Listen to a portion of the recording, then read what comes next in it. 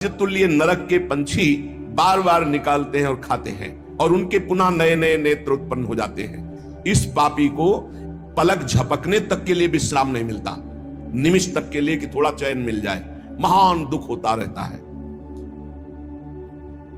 हजारों वर्ष तक उसको इस नेत्र दर्द पीड़ा भोगनी पड़ती है और फिर जब मृत्युलोक में जन्मता है तो नेत्र रोगी पैदा होता है। वो यहां पैदा होगा नेत्र रोगी, या नेत्र ही नहीं है या नेत्रों में दिखाई नहीं दे रहा, कई तरह के व्यवधान जिन्होंने नेत्रों का दुरुपयोग किया। अब जिन लोगों ने, जिनको तुम देख रहे हो इनकी जबान काटी जाती, बार बार जबान नोची जाती है, ये वही लोग हैं जो शास्त्र का गलत उपदेश किए हैं, गलत अर्थ किए हैं, अपनी वासना की पूर्ति के लिए शास्त्र का गलत प्रयोग किए हैं, जो किसी को गलत सलाह दी है तो इनकी जबान बार बार छोटे छोटे हिस्से में तलवार से काटी जाती है। शास्त्र का उल्टा अर्थ बताया, उसकी जबान को वहां हजारों वर्ष काटा जाता है। खिलवाड़ नहीं, प्रश्न उत्तर कर देना। अगर आपका उत्तर गलत है तो आप नरक जाएंगे। प्रश्न करता तो आप पर श्रद्धा करके पूछ रहा है और आपने मनमानी उत्तर दे दिया और वैसा आचरण कर दिया तो उसको पाप नहीं लगेगा, पाप आपको लगेगा क्योंकि आपने आदेश किया है और आपकी दुर्गति हो जाएगी।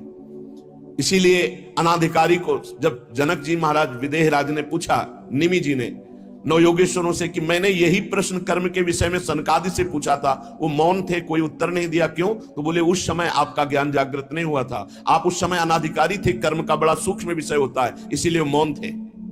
ऐसा नहीं कि हर प्रश्न का उत्तर फटाक से दे दे और वो गलत है, अगर उत्तर तो शास्त्र सम्मत नहीं है तो उत्तर देने वाले को नरक का दंड मिलेगा, उसकी जबान हजारों वर्ष वहां काटी जाएगी।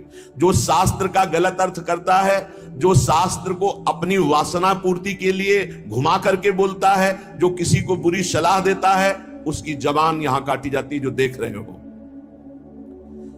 जो वेद की निंदा करते हैं, देवताओं की निंदा करते हैं, संतों की निंदा करते हैं, वैष्णव की निंदा करते हैं, गुरु की निंदा करते हैं, गुरु पर दोष दृष्टि करते हैं, गुरु को वक्र दृष्टि से देखते हैं, क्रोध दृष्टि से, उन सब को यहां भयंकर वज्र तुल्य वाले जिनकी चोंच है, ऐसे पक्षी गिरा गिरा करके उनके अंगों को नोचते हैं, जबान, आंख और उनके शरीर के अंगों को।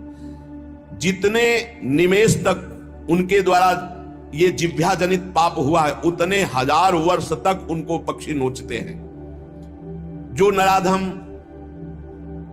बिना दोष के दो मित्रों में फूट डाल देते हैं, एक दूसरे की चुगली करके, पिता पुत्र स्वजन में भेद पैदा कर देते हैं, और जो पुरोहित, बहुत ध्यान देने योग्य बात, अनुष्ठान का संकल्प लेता लेकिन अनुष्ठान पूर्ण नहीं करता, जजमान को क्या पता? जो पुरोहित जजमान से नियत संख्या ले ली धन और अनुष्ठान पूरा नहीं किया, या जो अपनी माता और पिता का अपमान किया, जो अपनी शरणागत, अपने अर्धांग विराजमान पाणिक ग्रहण की हुई पत्नी का विविध प्रकार से अपमान और शोषण किया, वो यहां आरे से चीरे जाते हैं हजारों वर्ष तक। दिखाया, देखो ये बीच आरे से आराम आराम से एक एक अंग चीरे जाते हैं। उस पुरोहित को भी दंड मिलता है, उस पुत्र को दंड मिलता है जो माता पिता का अपमान, उस पति को दंड मिलता है जो पत्नी का शोषण, उस पत्नी को दंड मिलता है जो पति से छल करती है। आप खुली आंख इनकी दुर्गति देख सकते हैं। जो दूसरों को कष्ट देने का स्वभाव बना लिया है, बातचीत चेष्टा से कष्ट ही देना है, जो दूसरों की प्रसन्नता में जलते हैं, जो दूसरों की घरों में, सोए हुए घरों में आग लगा देते हैं या फसलों में आग लगा देते हैं और उनको प्राणांतक कष्ट देते हैं, उन अधम पापियों को यहां जलती हुई आग में जलाया जाता है। तुम देख लो, तपती हुई बालू डालकर उनको भूना जाता है और यहां आग में उन्हें जलाया जाता है। जो एक जगह निमंत्रण मिला, फिर दूसरी जगह निमंत्रण मिला, तो पहले निमंत्रण वाले को छोड़ करके दूसरे के यहां निमंत्रण पाकर फिर पहले वाले के यहां निमंत्रण पाने गया। ऐसा नहीं है, यह नरक का कारण बन जाएगा। एक जगह निमंत्रण है, वहां गए, अगर हम भूखे हैं तो भूखे, नहीं मिला तो नहीं मिला, अब दूसरे दिन देखा जाएगा। 2 3 4 निमंत्रण, ऐसा नहीं।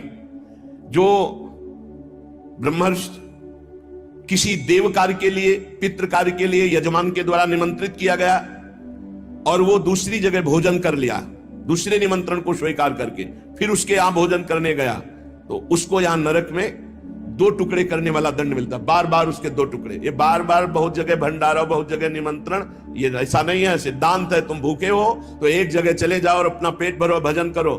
ये नहीं कि 5 जगह चले गए तो खूब दक्षिणा 5 जगह की मिली तो सुन लो। ये तस्मात् शास्त्रम प्रमाणम, ये शास्त्र है, मनमानी नहीं। पहले ऐसा कभी ब्रह्म ऋषि जन नहीं करते थे। 5 घरों में भिक्षा मांग लो, या निमंत्रण है तो एक जगह जाके पेट भर लो जो रूखा सूखा मिले। ये 14 जगह भंडारा, 14 जगह निमंत्रण, तो उसकी व्यवस्था है। ये नरकगामी बना देगा, बुद्धि भ्रष्ट हो जाएगी। जो सदैव कड़वी बातें बोलकर लोगों के दिल पर चोट पहुंचाते रहते हैं। कुछ लोगों का ऐसा स्वभाव होता है, जब बोलेंगे तो हृदय की पीड़ा प्रकट हो ही जाए, ऐसा उनका है। ऐसे हैं, ऐसे हैं।